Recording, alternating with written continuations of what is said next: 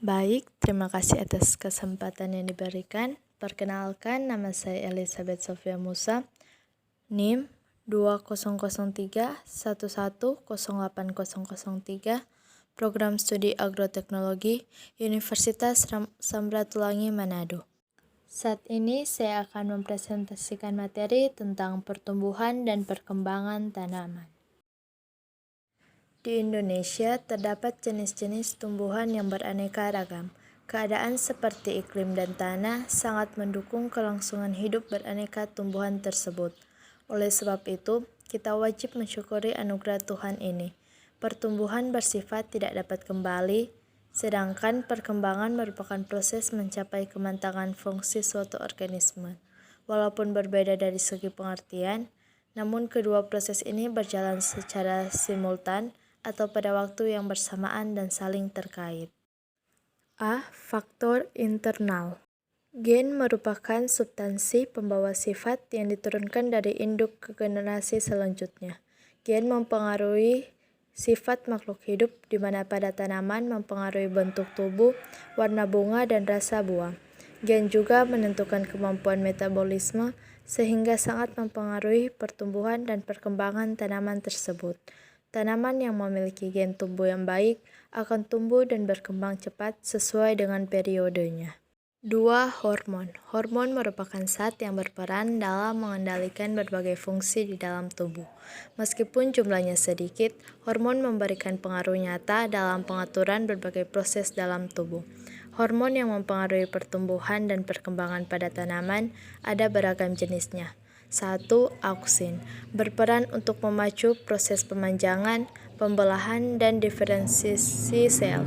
Yang kedua adalah giberlin, berperan untuk pembentukan biji serta perkembangan dan perkecambahan embrio. Yang ketiga adalah etilen, berperan untuk pematangan buah dan perontokan daun. Yang keempat, sitokinin, berperan untuk pembelahan sel atau sitokinesis, seperti merangsang pembentukan akar dan cabang tanaman. Yang kelima adalah asam absisat, berperan untuk proses penuaan dan gugurnya daun. Yang ketujuh adalah asam traumalin yang berperan untuk regenerasi sel apabila mengalami jaringan kerusakan. B. Faktor eksternal. 1. Nutrisi. Nutrisi merupakan bahan baku dan sumber energi dalam proses metabolisme tubuh.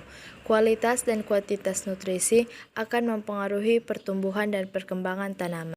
Tanaman membutuhkan nutrisi berupa air dan zat hara yang terlarut dalam air.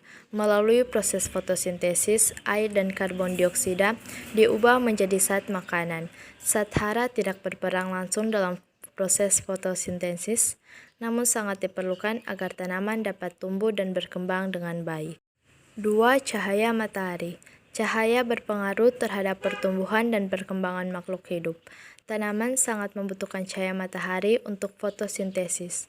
Namun keberadaan cahaya ternyata dapat menghambat pertumbuhan tumbuhan karena cahaya dapat merusak hormon auksin yang terdapat pada ujung batang.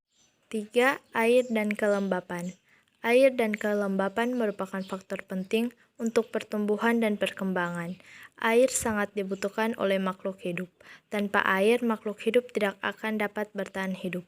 Air merupakan tempat berlangsungnya reaksi-reaksi kimia di dalam tubuh. Kelembapan mempengaruhi keberadaan air yang dapat diserap oleh tanaman, mengurangi penguapan. Kondisi ini sangat mempengaruhi sekali terhadap pemanjangan sel.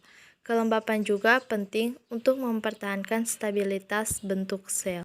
Yang keempat adalah suhu. Suhu memiliki pengaruh nyata terhadap pertumbuhan dan perkembangan tanaman.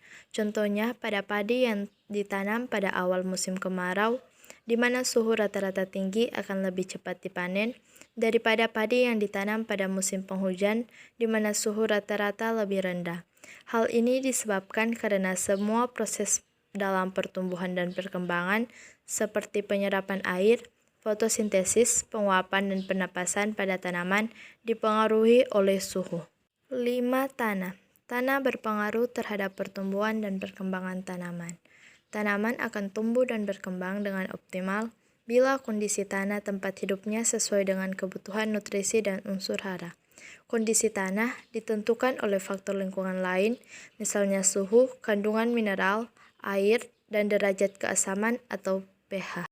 Yang menjadi kesimpulan adalah pertumbuhan dan perkembangan tanaman dipengaruhi oleh beberapa faktor, salah satunya contoh faktor internal yaitu gen dan faktor eksternal berupa suhu cahaya matahari. Demikianlah presentasi dari saya. Jika ada salah kata, mohon dimaafkan. Sekian dan terima kasih.